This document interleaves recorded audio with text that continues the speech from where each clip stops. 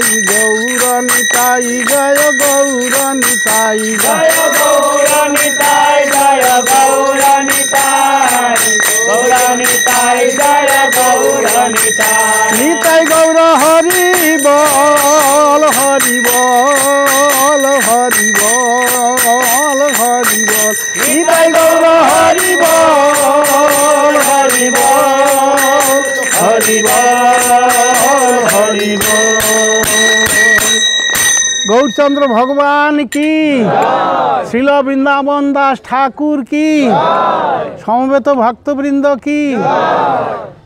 আমরা যেখানে এসে উপস্থিত হয়েছি, এখন উপবেশন করেছি, এটা হচ্ছে বৃন্দাবন দাস ঠাকুরের শ্রীপাঠ। চৈতন্য লীলার ব্যাস ঠাকুর বৃন্দাবন। কৃষ্ণ দ্বৈপায়ন ছিলেন কৃষ্ণ লীলার ব্যাস, আর গৌরলীলার ব্যাস কি না বৃন্দাবন দাস ঠাকুর। ব্যাসদেব তিনি বৃন্দাবন দাস ঠাকুর রূপে কলিতে অবতীর্ণ হয়ে গৌরাঙ্গ মহাপ্রভুর লীলা তিনি লিপিবদ্ধ করলেন চৈতন্য ভাগবত। আপনারা জানেন চৈতন্য লীলা বিষয়ক অনেকগুলি গ্রন্থ আছে, তার ভিতর চৈতন্য চরিতামৃত, চৈতন্য ভাগবত, চৈতন্য মঙ্গল, অমিয় নিমাই চরিত, জয়ানন্দের কর্ষা, মুরারি গুপ্তের কর্ষা। তার ভিতরে এই চৈতন্য ভাগবত মহাপ্রভুর লীলা বৈজড়িত গ্রন্থ। মহাপ্রভুর আবির্ভাব থেকে মহাপ্রভুর তিরোধান পর্যন্ত লীলা এই চৈতন্য ভাগবতে বৃন্দাবন দাস ঠাকুর তিনি লিপিবদ্ধ করেছেন। তাই বৃন্দাবন দাস ঠাকুর তিনি এখানে আবির্ভূত হন। ওনার মায়ের নাম নারায়ণী দেবী, ওনার পিতার নাম বৈকুণ্ঠনাথ না বৈকুণ্ঠপতি, এরকম বৈকুণ্ঠনাথ না বৈকুণ্ঠপতি, আমার ঠিক মনে পড়ছে না। তাই এখানে তিনি অবতীর্ণ হয়ে চৈতন্য মহাপ্রভুর লীলা বিষয়ক সর্বোৎকৃষ্ট গ্রন্থ চৈতন্য ভাগবত রচনা করেন। সেটা অবশ্য দেনুড়ে বসে রচনা করেছিলেন।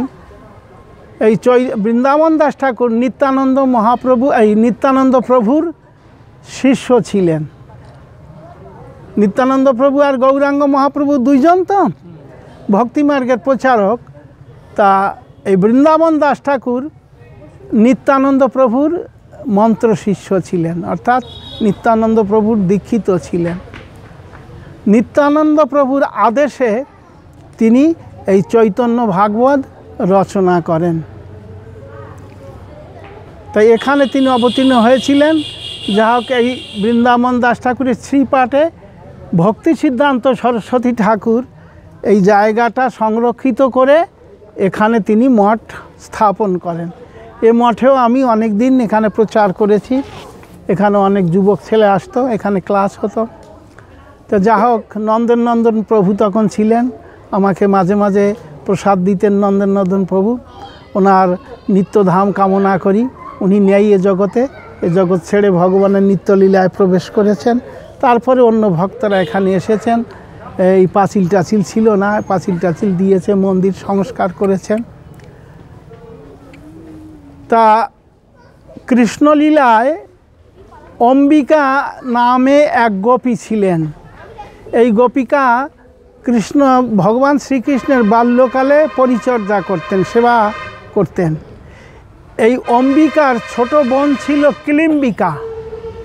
এই ক্লিম্বিকাই পরবর্তীকালে গৌরলীলায় নারায়ণী দেবী রূপে আবির্ভূত হন। এই নারায়ণী দেবী স্বয়ং মহাপ্রভুর সেবা করেছেন। ছোটোবেলা মহাপ্রভু স্নানের জল এনে দিয়েছেন, তা মহাপ্রভুর সেবা করেছেন এবং মহাপ্রভু কৃপা করে তার ভুক্তাবশিষ্ট দিয়েছেন এই নারায়ণ দেবীকে, অর্থাৎ মহাপ্রভু প্রসাদ দিয়েছেন নারায়ণ দেবীকে। কোনো কোনো গ্রন্থে আছে তার চর্বিত তাম্বুল, সেই তাম্বুল প্রসাদ তিনি পেয়েছিলেন। সেই তাম্বুল প্রসাদ পেয়ে, মহাপ্রভুর তাম্বুল প্রসাদ পেয়ে তিনি তার গর্ভে এই ব্যাসদেব, যিনি বৃন্দাবন দাস ঠাকুর, তাকে ধারণ করতে সক্ষম হয়েছিলেন। এইটা বৈষ্ণব সমাজে একটা প্রচলন আছে যে নারায়ণী দেবী তিনি মহাপ্রভুর ভুক্তাবশিষ্ট পাওয়ার পরই তিনি এই ব্যাসদেবকে গর্ভে ধারণ করেন। যে ব্যাসদেব বৃন্দাবন দাস ঠাকুর রূপে অবতীর্ণ হয়ে চৈতন্য লীলার ব্যাস ঠাকুর বৃন্দাবন এখানে লেখা আছে দেখবেন। তা তিনি চৈতন্য মহাপ্রভুর এই লীলা গ্রন্থ রচনা করেন, সর্বোৎকৃষ্ট গ্রন্থ চৈতন্য ভাগবত। আর নারায়ণী দেবী কে ছিলেন?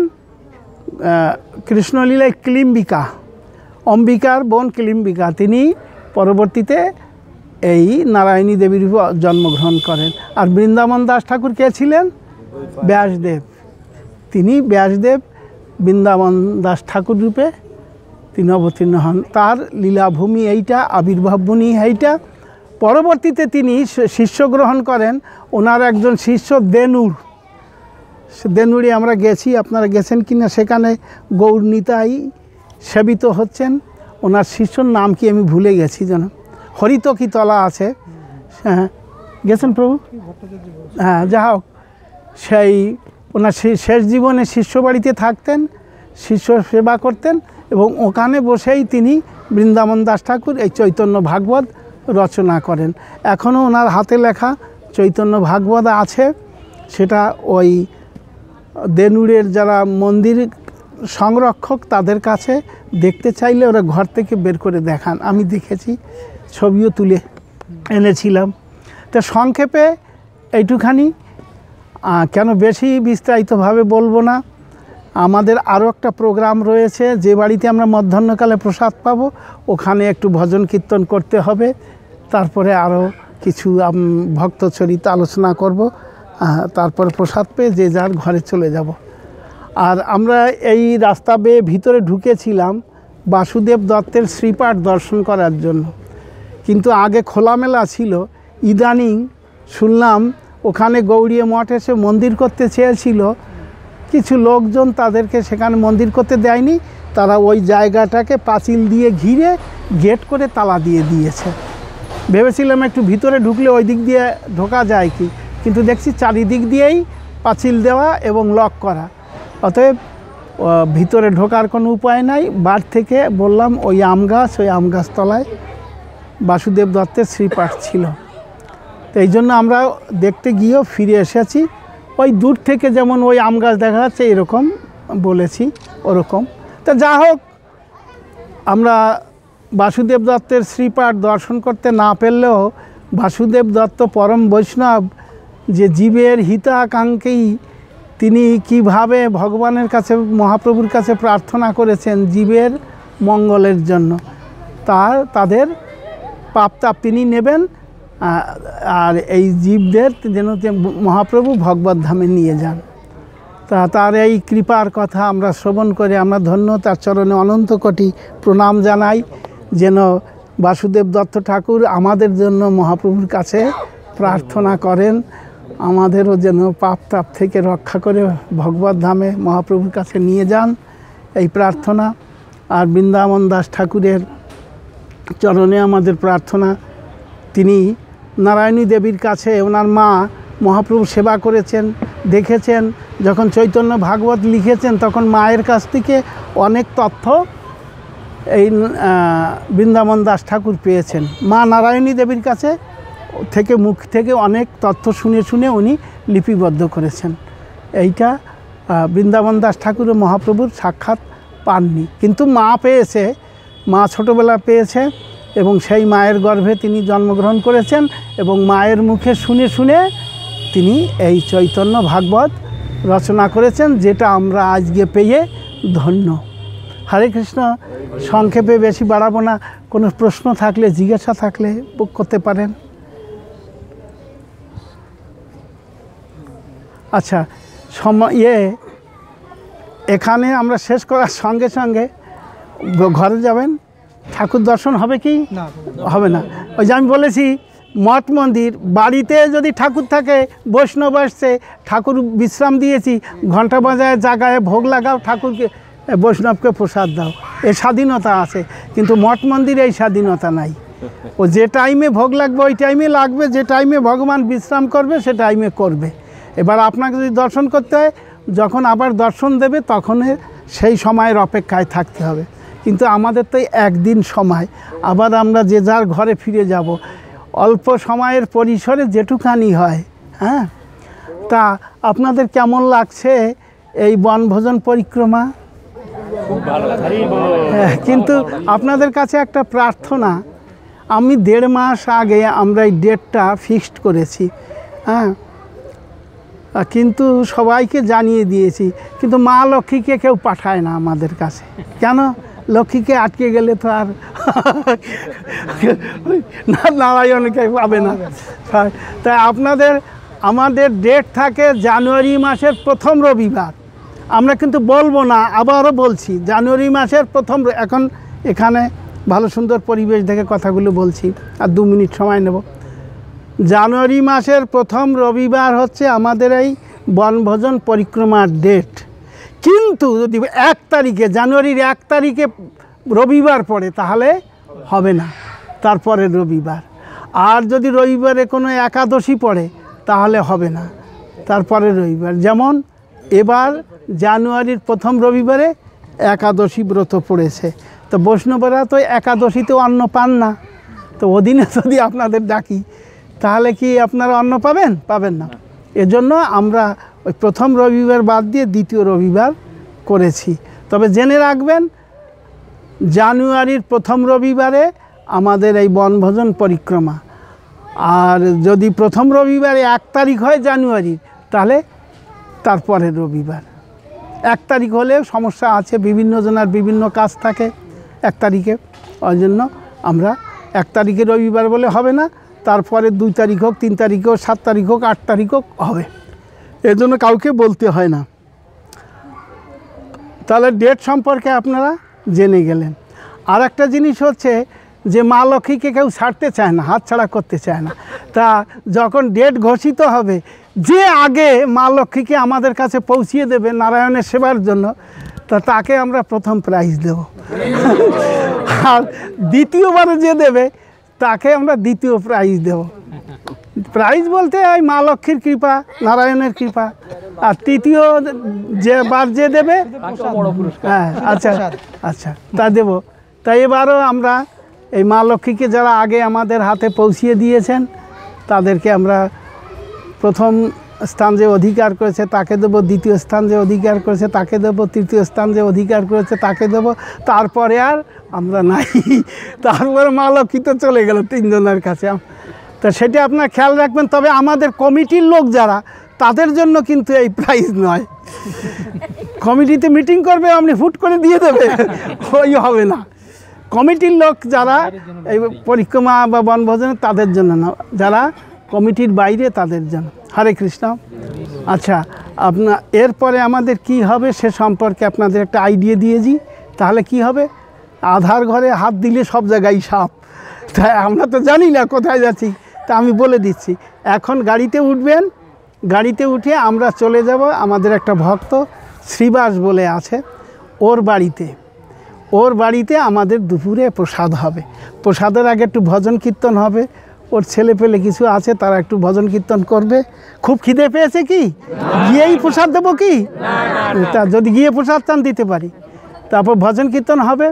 তারপরে আপনারা যে এসেছেন এই বনভোজন এবং ধাম পরিক্রমায়, আপনাদের স্মৃতি রক্ষার্থে বা এই স্মৃতি রক্ষার্থে একটা পুরস্কার দেব প্রত্যেককে কি বলতে, যাদের নাম লিপিবদ্ধ হয়েছে লিস্টে, তার বাইরে আমরা দিতে পারবো না। হ্যাঁ, আমরা যদি ফ্রিতে দেই, তা মাথার টিকির চুল পর্যন্ত ছিঁড়ে নিয়ে যাবে, মাথার টিকিও থাকবে না।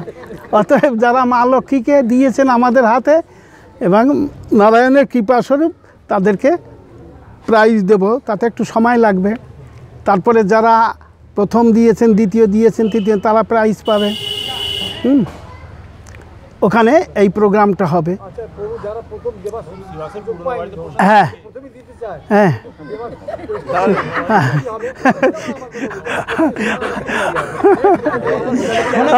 আচ্ছা, সবাই ফোনে বলতে হবে। ওটা হবে না বাবু, এটা আমার অবস্থান হচ্ছে বাবু, এইটাকে ক্যান্সেল করতে হবে। 1ম দেওয়ার উপরে তাহলে এখনই দিয়ে দেওয়া হবে সবাই না, এখন আচ্ছা, এবার যা করেছি এরকম এই ফোন পে অন্য কোনো বছর করা হয় না। এই বছরই এই ফোনপে করা হয়েছে। কেন অনেকে অজুহাত দেয়, প্রভু এখান থেকে আমি মুর্শিদাবাদ থেকে কি করে যে আপনাকে লক্ষ্মীকে পৌঁছিয়ে দেব, কেউ না, আর হয়তো থেকে আসছে, হুগলি থেকে আসছে আমাদের মান্না প্রভু, প্রণব প্রভু, তাহলে উনি ভাবে তাহলে তো আমরা আগে দেবো, তাহলে কি করে পৌঁছিয়ে দেবো? তা যা হোক, এখন প্রভু আর কথা বাড়াবো না, তাহলে সময় চলে যাবে। যা হোক, হ্যাঁ, 1:30 পার হয়ে গেছে। হ্যাঁ, প্রভু এই আমরা যে একটা আপনাদের কাছে শুনেছি বা কোনো শাস্ত্রে পরীক্ষা শুনে নাই কোন জায়গায় বলি যে মন্দিরে এসে বিগ্রহ দর্শন না করে গেলে অপরাধ হয়, তাহলে এখানে এলাম আমরা তো বিগ্রহ দর্শন হলো না। তো এই জন্য বারবার আপনাদের বলছি যে আমাদের কিন্তু অনেক জায়গায় দর্শনীয় আছে। আমি দেখুন আপনাদের আগে আগে গাড়িতে আসছি, আমাকে তো আপনারা ফলো করেননি। আচ্ছা, এখানে রাধা গোবিন্দের বিগ্রহ আছে, মহাপ্রভুর বিগ্রহ আছে, আর বৃন্দাবন দাস ঠাকুরের শ্রী বিগ্রহ আছে। এই যে এখান থেকে 1 মিনিটের পথ ভান্ডার টিকুরি স্টেশন, এই যে রোড, ভান্ডার টিকুরি স্টেশনে নামবেন, নেমে 1 মিনিট হেঁটে আসবেন।